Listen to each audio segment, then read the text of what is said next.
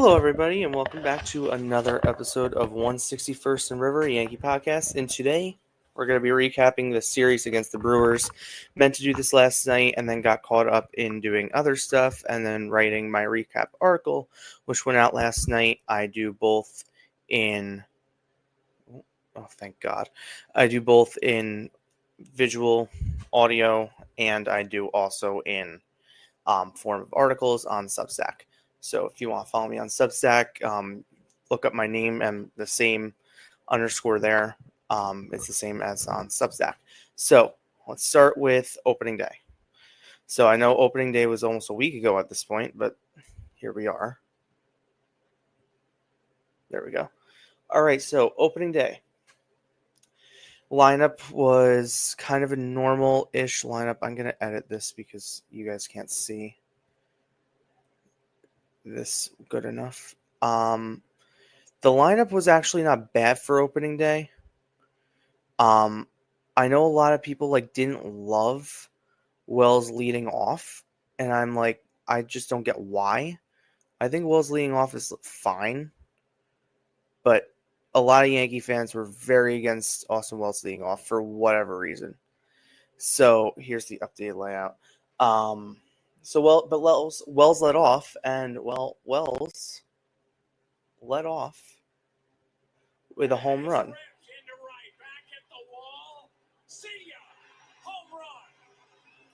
What a start. Yankees on top 1-0.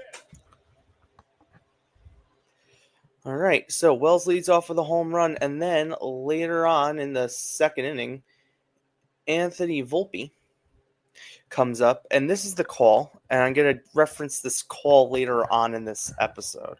But this is the call from Joe Buck, who I'll say this, I don't think I was as big of a Joe Buck fan in the past as I kind of am now, because he was always kind of annoying. But after listening to Bob Costas and Joe Davis all postseason, I would take Joe Buck any day of the week over them. And I think that made me appreciate and like Michael Kay even more, because I think I listen to him now on a show and like him more than I did a year ago. And, thanks Bob Costas for that, because he was awful in the postseason. Who is talking to Bill? Yeah, here's a pop fly to right. Back at the track. This ball will carry and go. Okay, so pop fly into right. The reason Joe Buck is saying it's a pop fly into right is if you look at the swing, I'm going to go back, it gets a little bit of a jammer. And that's going to play into something a little bit later. Rodon's final line, he went 5 1/3, 4 hits, 1 run, 2 walks, 7 strikeouts, 1 homer. His start was fantastic. His start was absolutely fantastic, and it's what the Yankees needed. They needed hope and promise. He dominated. The one knock I had on him, and I mentioned it in my recap article of Game 1, which I normally don't do post-games articles after every single game because it's a lot for me. So what I normally do is after each series, or if something big happens in a game, like I was so close to doing one Saturday and got sidetracked doing other stuff, but I was so close to doing one Saturday. But if something big happens, or the Yankees walk the Red Sox off or something, in a big division game, then yeah, I'm going to write about it right after the game because that's fun and I enjoy doing that. But I wrote about Rodon in that article. I mentioned, Rodon in the past hasn't always been, Mr. Reliable, and he came out and he dominated. And the one thing, my one knock on Rodon was that one play in, I forget, it was at first base where he didn't get to the ball. Right, I'm going to it now. The two blemishes were the home run by Vinny Capra, which is fine. All right, it is what it is. The home run by Vinny Capra is what it is. The Sal Frelick hit at the top of the 4th inning, and the Yankee starting pitchers do not cover first base. So I have the article up on my other screen, so I'm just going to pull it up here because I have the video. I want to show the video. So here's the video. 2-2 pitch is grounded to the right side. Goldschmidt and a race. It's won by the hitter Frelick. So after that, his velocity was down, but his command was still there, and that's what matters, is the command and ability to get guys out. So I'm not really even that worried about Rodon, and they already have him scheduled to start on Wednesday. He is scheduled to start on Wednesday, and I'll get to probable starters about the Arizona series in just a minute. Yankees win 4-2. Obviously, Devin Williams had a shaky ninth inning. I wrote an article specifically on Devin Williams on Friday after having a night to process it, and then I sat there on Friday afternoon and I watched MLB posted that inning on YouTube, which was actually very helpful. So thanks, MLB.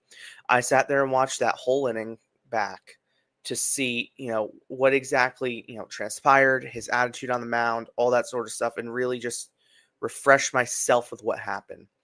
And in watching that, end his post game, which I watched the post game live, I felt bad for the guy, to be honest. And then I read his article he had with MLB today, which I really liked. I felt bad for him. Like, genuinely, I really felt bad for him because I really, really think that he wants to win and he wants to do well. And I think he was pressing in that game. I really do. And, my dad's texting me on his way home. He was out watching and he called me on his way home right after I showered and the post game was on. And he goes, "Why didn't Boone just keep Weaver in? Why didn't he keep Weaver in?" I go, "Because he's not the closer." He goes, "Well, I hate this guy." I go, "Dad, it's one appearance. Give him a break." So I ended up sitting there and analyzing and writing about it. And the reason I chose to do that was because after watching this guy in his post game where he looked like he saw a ghost, and I really felt bad for him. And the guys in the locker room like this guy so much that I didn't know the Yankees did this. Meredith kind of made it a point and pointed it out that they give whoever they think is like the most valuable player or player of the game or whatever in their clubhouse like a special player belt of the day or something. Well, they gave it. Ooh, ooh, ooh, ooh, ooh. Is that fair?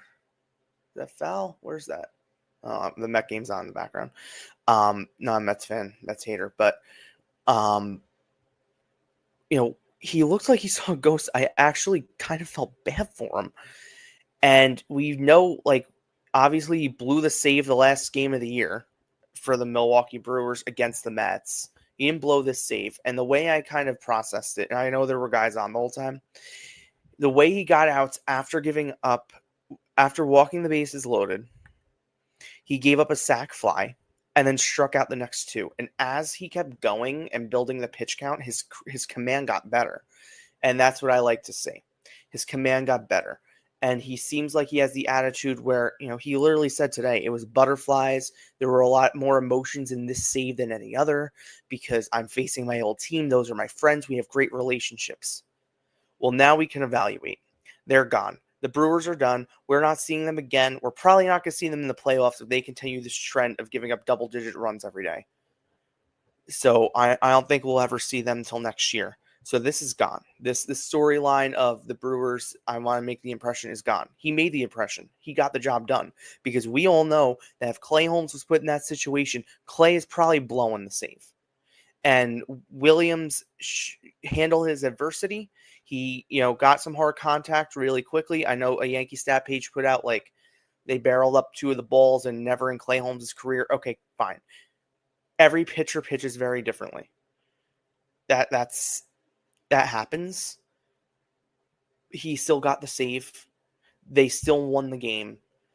And at this point, that inning, the ninth inning of game one, became a footnote to what happened in the next two games. And let's get to that. Boone puts out this unconventional lineup on Saturday morning, and it was a beautiful day. If you live in New York, I live in Westchester. It was a beautiful, beautiful day.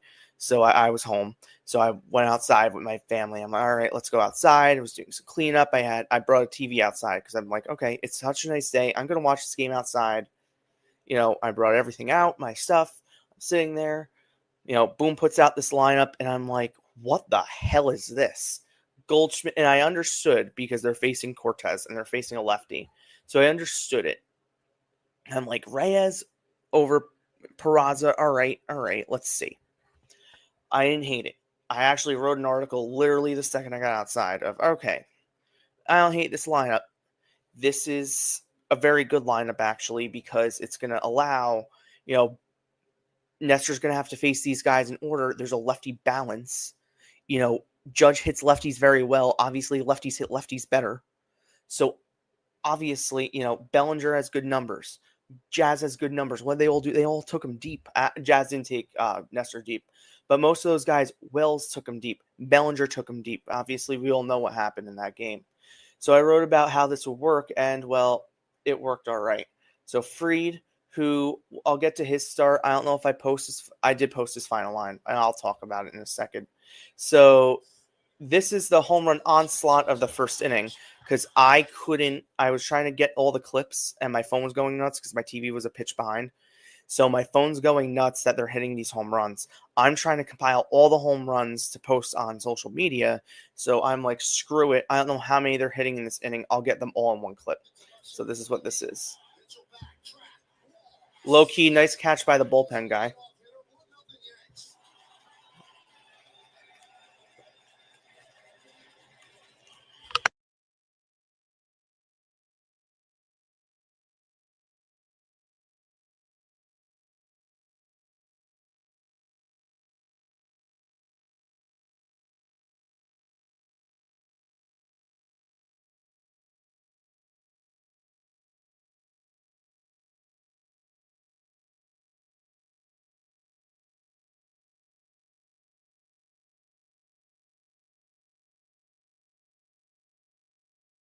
I'm going to pause this here and just say for a second, while I'm looking at Trent, who's probably high as a kite right now, Paul Goldschmidt is such a Yankee. Like, I have wanted him here as a Yankee for a long time. It stems back to a very long time. I wanted him last offseason. They said get Soto and Verdugo. I think they should have gone out and gotten Cody Bellinger on a deal that, obviously the Cubs made that deal, and, well, they traded him here for pretty much a salary dump as they DFA Cody Petit, who I really wanted back but landed in Baltimore through the waiver system. So I don't even know if the Yankees had a shot. Cody just looks like such a class act, such a Yankee. He fits the mold, in my opinion. His swing's perfect for Yankee Stadium. Never has a really bad thing to say. He seems like a really good guy. And his dad played here, so he understands so he understands the pressure and the expectations, and you just get the sense, obviously I'm sort of on the outside looking into this, but you get the sense that they all get along so well in that clubhouse. You really got that sense this weekend. I'll talk a little bit more about that later, but man, I love Bellinger.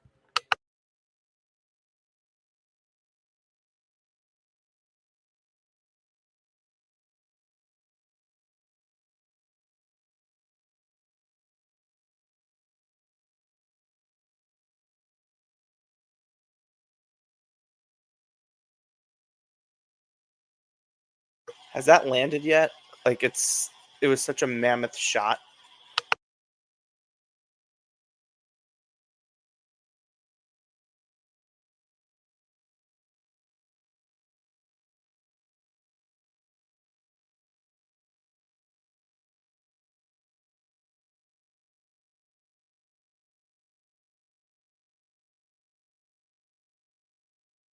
All right, so those are the first inning home runs, and then we get the Volpe 3-run shot.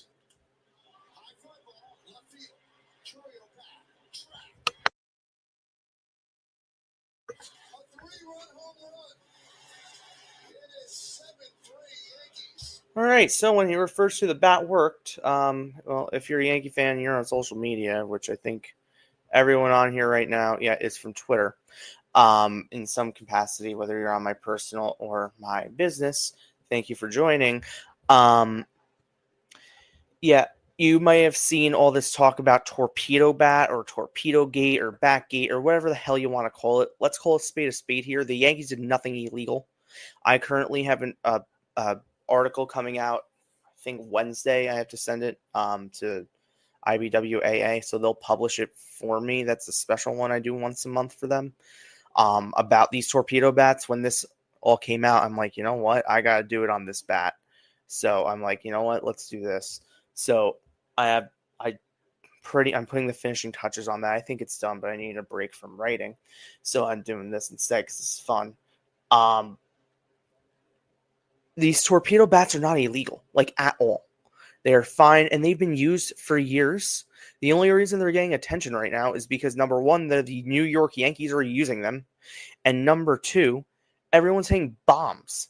And we didn't know it over the weekend, and I think we know it more today than we did over the weekend.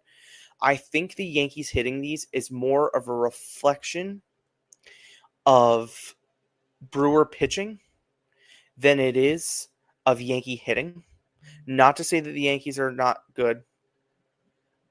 I think the Yankees are fine. I think their offense looks okay to start, and obviously, things are going to pick up. Dominguez, if people want to be like, oh my God, he sucks. Number one, calm down. It's 3 games. Number two, he looked very good at the plate. He looked very disciplined. There was one at bat, I think he swung for free. But his at bat Saturday, he had the hard hit single up the middle. He had 2 walks.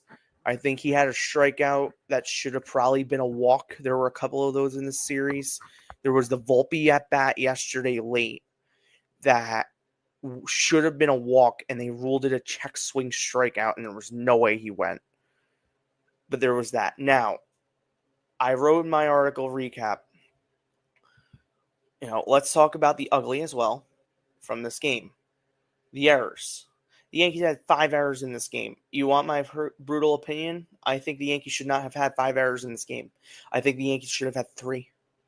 The 2 Reyes errors are fine. All right? The 2 Reyes errors, those are errors. He should not play third base ever again. If you want him in there for the bat, move your outfield around. That's a day you DH Judge. Don't put him in there again for third base. It was so bad. And you know what? They really gave the Brewers an opportunity. If Pat Murphy wanted to, put someone else up in the bullpen, another starter to come in and try and get outs, he really could have. He had the opportunity to do so, and instead he didn't. He opted to put Nestor back out, who kept giving up runs. That's the only reason the Yankees won. But they gave the Brewers the golden egg to get back in that game on Saturday. And that was what, the second inning? The top of the second inning, they gave them the golden opportunity to get back in the game. And I mentioned it here. The most clarifying deficiency for the Yankees was their sloppy defense, committing 5 errors in this game, and this can't be overlooked. It can't be. Now, look, it's early, and they had no errors yesterday, and they didn't have any errors Thursday. So they have 6 total errors on the year. The Fried error is devastating. The Volpe error is more of a learning error. The one that killed it is that it costed them a run. What Volpe needs to do, and this happens with time, and as you play, this happens, and I can promise you, he probably won't do this again because he seems like a quick learner with things like defense. What he needs to do is, instead of throwing that ball to first base, just eat it, because you'd save the run, because he was probably beating it out at first anyway, because he was really quick down the line. So that's the Volpe error. The Jazz error, I don't think should have been ruled an error. That probably should have been ruled a hit. But, the score ruled it an error, so it was an error. It gifted them extra outs and extending innings. And you know what it did?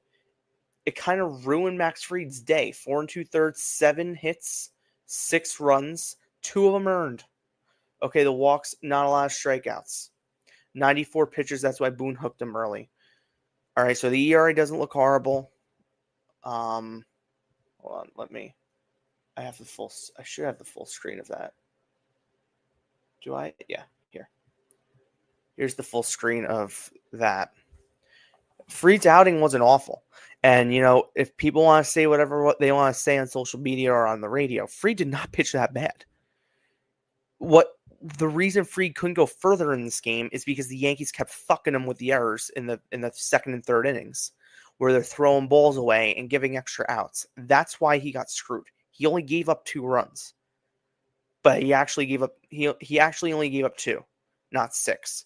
The other 4 are unearned, which means they were outs that should have been made that weren't because of defensive efficiencies, whether they came from him and he owned it or it came from other guys on the team. That is the fact. That is the cold cut fact. So Fried did not pitch that bad. He pitched actually decent. The Yankees just need to learn to be better defensively and fundamentally, and Boone addressed it the second they got in. And Boone said in his press conference, they asked him, what do you think of today's performance? He kind of laughed. He's like, yeah, that was great. We got to catch and throw the ball better, but the offense was great. Because you're not going to, let's be honest, that's going to get down, right? Oh, wow. Soto actually just made a nice catch.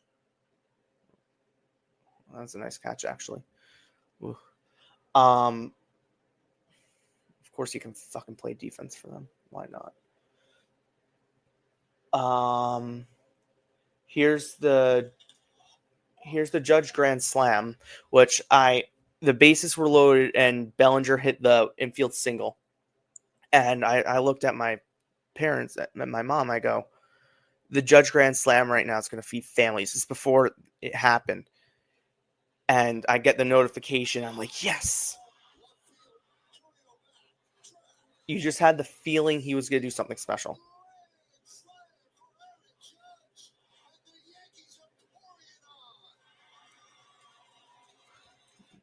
No like big home run like things. Just okay. So here's Jazz.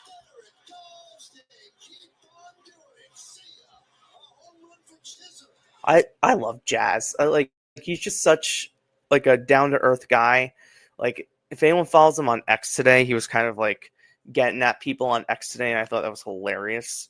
He was like tweeting. He tweeted out about the bats because I guess people keep saying it, and it's getting freaking annoying right now. Like the bats are totally legal. You really honestly think the Yes Network was gonna put on their TV and promote these bats if they weren't legal? Like we all know the Yes Network is owned by the Yankees. They would not like promote the Yankees doing illegal stuff. Like we know this. And other guys have been using it around baseball. It's not a Yankee thing. So here's the Judge other home run because, let's do this. He just missed his 4th later on in the game, which I thought he had. Okay, so Yankees stat. All right, Yankees with 3 home runs and 8 RBIs in a game. Lou Gehrig, Tony Lazzeri, Paulio, who my middle name is Paul after Paul O'Neill, A-Rod, and Judge. That is some pretty damn good company. Obviously, I think that was when A-Rod was juiced up. And there's the Soto. There's the Soto deficiency. There it is. Leading to the extra base. There it is. All right. Not missing much. All right. He just costed them an extra base and possibly a run. Nice. All right. Glad we still don't know how to defend over there in Queens. So here is the Peraza home run. I don't think it's published, and I'm going to see live on air. I read somewhere, it doesn't look like it. I don't know if he's using the torpedo, but if he is using the torpedo bat, I would like him to start using a torpedo bat because, it's not going to work for everyone, and if it doesn't feel comfortable for him, that's one thing, but Peraza's defense is second to none at third. Let's be brutally honest. He was making some good plays over at third. And if he can have an average bat at best, I want this kid playing as much as possible if he can hit a little bit. He doesn't have to hit bombs every time. I'm saying a couple singles, work some counts, get on base. Volpe did something yesterday. I'm going to get you when I talk about game 3, that even though it wasn't a hit, is that a double play? Please throw it away. Please beat it. Oh, damn it, Marlins. So Yankees win 20-9. Important to note, Cookie Carrasco pitched in this game. He gave up a home run and 3 runs in 2 innings. He didn't look awful. I also think he really wasn't trying because it was like 20-6 at that point, and who cares? Like, let's just get 3 outs. I'm gonna throw strikes and put the ball in play. But he did get a couple strikeouts. Like his stuff looked nasty, and I think he just wasn't trying. So obviously he's going in game on Thursday. He's going against the Diamondbacks. this is a big series for the Yankees, and I'm going to talk about that in a minute. Player of the game is Judge, obviously. I put some stats there. I used to put the player of the game on the graphic, but I'm stopped doing that because it takes too much time. So what I'm doing instead is if there's like a standout performance. So like in this game, Judge had like an incredible performance. I'll put a second graphic next to the other one. So that's what I did for this one. I almost did it for Jazz, but I was not home. So I was out. So I'm like, you know what? I'll just do the final score and then I'll give Jazz a shout out later.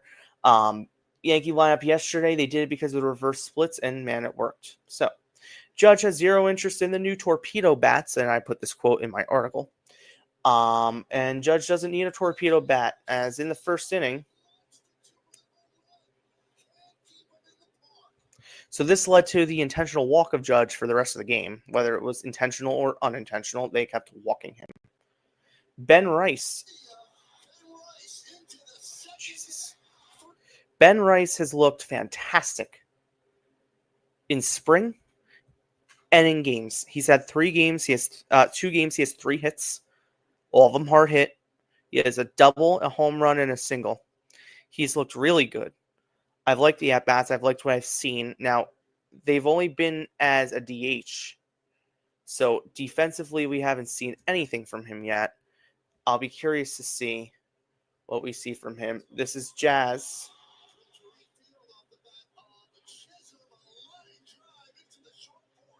So yes, porch shots for Jazz. Okay. Let's just say Jazz took that personally. That's referring to the intentional walk of Judge. After throwing 3 balls, they then just put the forefinger up and put him on first, and Jazz drove him in. If we remember last season, one of the biggest issues throughout the summer months was that the Yankees would put the Yankees would put Judge on base, and no one behind him would drive him in. That's why they moved Wells up. They tried Jazz there once or twice. I believe they had Stanton there until Stanton got hurt, and then when Stanton got hurt, no one drove him in. It was Verdugo for a bit.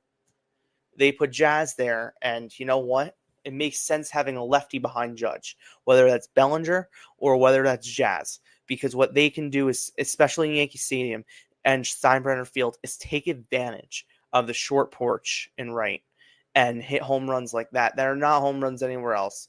And to that I say, the other team, the Milwaukee Brewers, and whoever comes to Yankee Stadium in that set has the same advantage the Yankees have, and it's the short porch, and that works for everyone. They don't move the fences back for the other team. It's there for them. If they use it, they use it. If they don't, they don't. Do the Yankees get it for all games? Yes. But that's the same as the Cincinnati Reds for 81 games get Great American Small Park, and that can sometimes be worse than this. Or how about the other ones? The Rockies, even though they never win, statistically it's easier to hit a home run in Rocky in Colorado. It really is. And in other places it's easier to hit home runs. In fact, Yankee Stadium is on the other side of that, where they're 19th in Major League Baseball in home runs. It's gone down in recent years because of the way wind patterns have been. And little known secret, since they've taken away juice balls since 2020, home runs have been down all across Major League Baseball, and in Yankee Stadium specifically, they've been down. So, yeah. And there might be statistic data that says, and I noticed it in Tokyo. I noticed it when the Dodgers and Cubs were in Tokyo, that the juice balls might be back. And there have been other data over the past few days that have been like, the way balls are being smacked around, and not just in Yankee Stadium, but everywhere around baseball right now is kind of crazy. But then you look at games like with the Braves yesterday and the day before, where they couldn't get a run to save their lives, who just got slammed. I put the news out a few hours ago when I got it, that Jerkson Profar got popped for using HEC, which is a drug that covers up the use of PEDs by neutralizing your testosterone. It's what Manny Ramirez used. So he has been suspended for 80 games, and if the Braves make the postseason, he cannot participate in that. It's kind of standard, but Braves can't hit anyway, so whatever. But there's data that's saying offense is already starting to tick up around Major League Baseball. We saw it today again. The Royals blew the Brewers out. That's why I say it's less about Brewer pitching I mean, it's less about Yankee hitting. It's more about Brewer pitching, not being able to get you out. That's what it is. And Nestor pretty much pitched batting practice this weekend. And I felt bad for him. I felt bad for him even more yesterday when the Yankees did thank you for being a friend on the board. Oh, the Mets are going to score here. When they did thank you for being a friend on the board and put up, that thing, I was like, that's insulting. Let me turn this off now. I'm like, that's just downright insulting. Like, thank you for being a friend. He just gave up he gave up 8 runs and 5 bombs. Yeah, thank you. Here's Jazz later on yesterday to put the game away. And this is what, in my opinion, won this game. Because, they could have gotten back in this game at any point. They really could have, and they didn't. They instead, hung in there, and then this is what happened.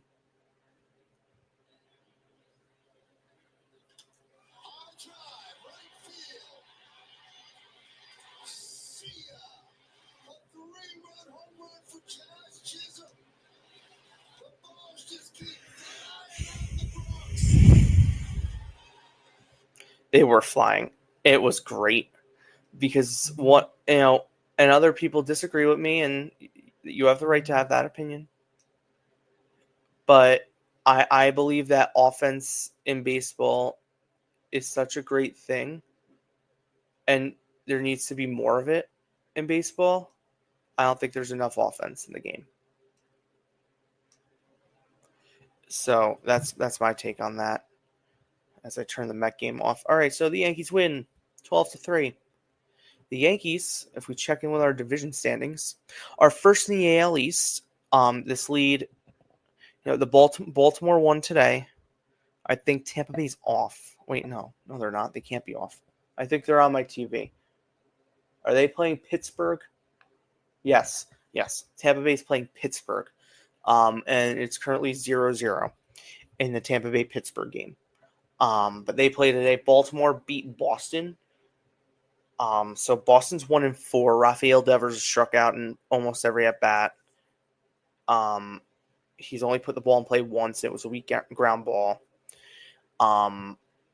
There are some questions there with him, and his health, which can only benefit the Yankees because the Yankees can't get him out. Projected pitching matchups. So now let's preview the Diamondback series and talk more about Torpedo Gate. The projected pitching matchups. Corbin Burnes versus Will Warren. That's going to be a tough one for the Yankees. This is a litmus test for the Yankees. How can they hang? The Diamondback pitching staff is one of the best in Major League Baseball. And you're throwing Will Warren out there, who did not throw the ball really well last week against the Marlins in exhibition. Has not thrown the ball really well in his past 3. Now he's had over a week off, which could be a good thing. It could be a really bad thing. So we're going to see. Then you're throwing Rodon against Zach Gallen. That might be an old-fashioned pitcher's duel. And you're throwing Cookie Carrasco out there against Merrill Kelly. Now, if you remember back in September, the Yankees did beat Corbin Burnes at the stadium. The one run that he gave up was a Stanton home run. And it just so happened that he was in the game and then got pulled and the Yankees blew him out. The one run they gave up was a Stanton home run. So, what's going on here? The run was a Stanton home run. Obviously, Stanton's not playing. So let's see, what we do against Burnes. He's a really good pitcher. He didn't have a great spring, but he's a really good starting pitcher. Zach Gallen got slapped around last week, home run. Zach Gallen got absolutely annihilated last week. Lars Nootbaar, he's been on fire. This kid's been on fire for St. Louis. I keep getting notifications about him. Lars Nootbaar with a leadoff home run. In case anyone follows the National League, this kid's been on fire. Zach Gallen got smacked around on opening day, and Merrill Kelly, did he pitch yet? I'm going to look right now on my phone. I think he pitched. He should have. I don't know why he wouldn't have Thursday. Yeah, he did pitch. He only struck out 1 in 5 1/3. Gave up 1 run. I don't think he gave up a homer, though. Let's see. No home runs. Only through 85 pitches. So they might give him a longer leash. All right. Here's the April schedule, and I'll have this on the screen while we talk about Torpedo Gate. So, the Yankees are using these new bats. Some of them, not all of them. I have a list. Let me get that. I have a list. I would put this up on the screen. I can't because it's not released and it's not done, and I don't want to share my work yet. But I do have a list. This is across Major League Baseball. I'm going to read all the names. There might be more on this list in a minute. I'm going to do some more investigating to see before I post this. Adley Rutschman with the O's. Dansby Swanson with the Cubs. Nico Horner, who is currently injured, with the Cubs. Ryan Jeffers with the Minnesota Twins. Oh, bases loaded for Pete. Francisco Lindor for the Mets. Cody Bellinger, Jazz Chisholm, Paul Goldschmidt, Anthony Volpe, Austin Wells, all for the Yankees. Junior Caminero for the Tampa Bay Rays, and Davis Schneider for Toronto Blue Jays. I'm going to check again on that list and just make sure those are the names. Because I did see another list, but I want to see if they're the same. Torpedo bats. It's amazing what Twitter does. Obviously, people are putting out their own takes on these stupid torpedo bats. They don't make as much of a difference as people think. They don't. The reason they don't make as much of a difference as people think is because you still have to square the ball up. And, it doesn't guarantee that the Yankees are going to win the division, win the East, or win anything. Win the East, win the pennant, win anything. A torpedo bat doesn't guarantee shit. Well, they still need to hit. And they haven't used that. And, it was brought up a really good point over the weekend that, pitchers have gotten every advantage in Major League Baseball. Oh, Alec Bowman's using one as well. I got to add him to the list. Every single team uses different things, and every pitcher has gotten the advantage in recent years to literally everything. Every pitcher gets an advantage. They can't get a certain guy out. Most of them, if you're not Garrett Cole, goes inside a lab and learns how to hit for a little bit, or learns how to pitch in the pitching lab, and they make new pitches, and that's not banned. And so they're constantly getting better and evolving. That's part of the science. So why can't the same thing be for hitters?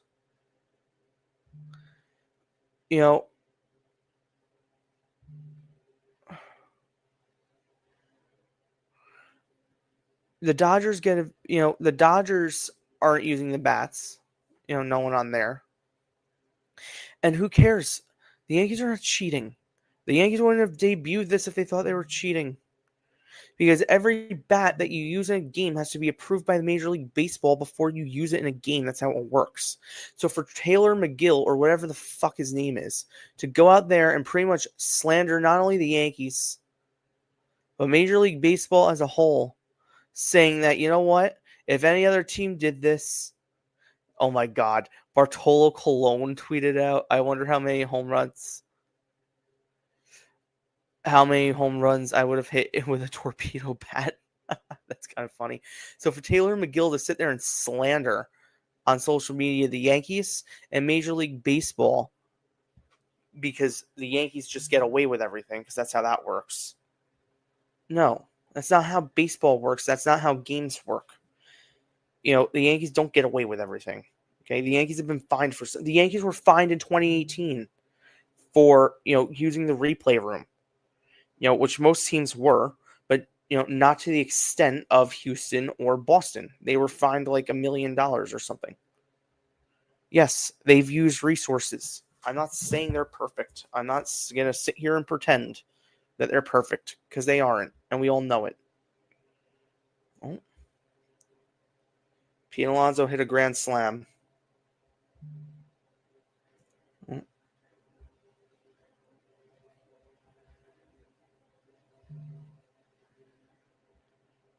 A grand slam.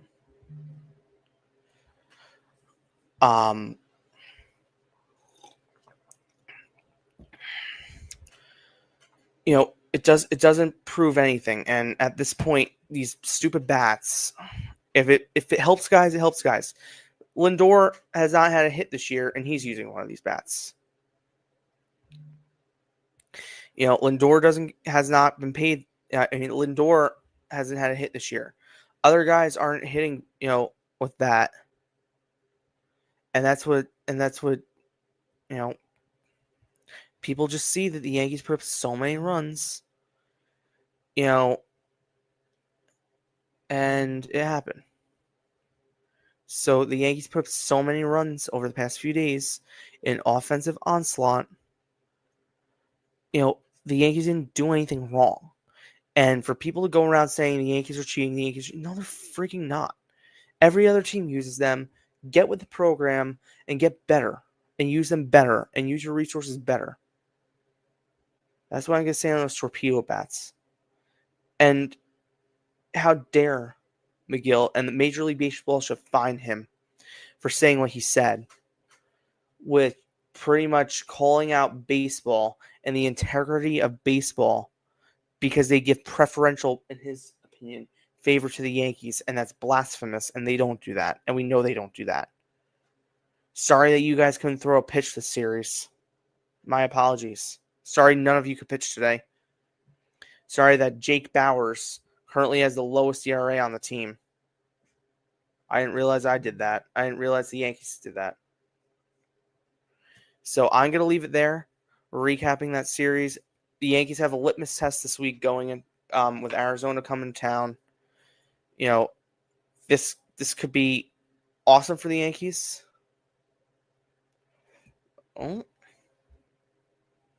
This could be awesome for the Yankees. This could also be awful for the Yankees. They need to put up some runs. They need to put up some fight. No, make people believe that this weekend wasn't a mistake against a shitty Brewer team. Make them believe that this Yankees lineup is actually, good. I think it's not bad. I'm not going to say it's as great as this weekend, because that's not the truth. It's not going to be 20 runs a game, 10 runs a game. That's not how that works. What I will say is, I don't think the lineup is as bad as people thought going in, and we saw that all weekend. We saw that yesterday specifically with the Anthony Volpe fly out to center with first and second and nobody out, with Judge on second and Jazz on first.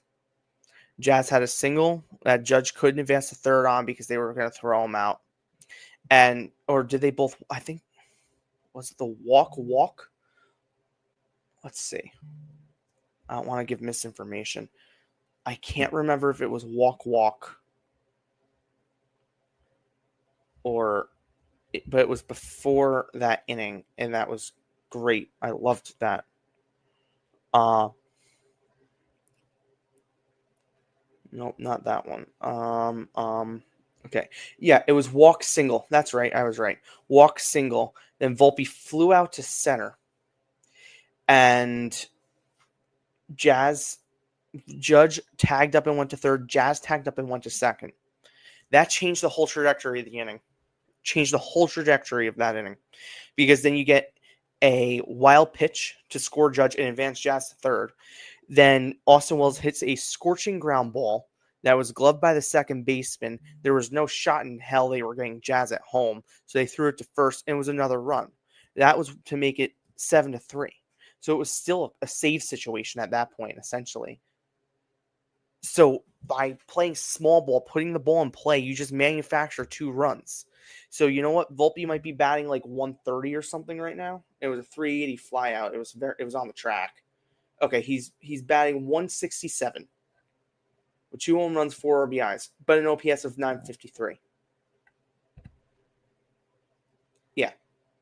I mean, yeah. Yeah, he's going to get hot. He's going to get better. The numbers are going to get better as you go on. It's 3 games. Okay, it's not a lot of at bats, but you can't just look at batting average and be like, this guy sucks. You got to look at everything. Number one, his defense is pretty good, except for that one blemish on Saturday that I already had my take on and what he should do next time with that. But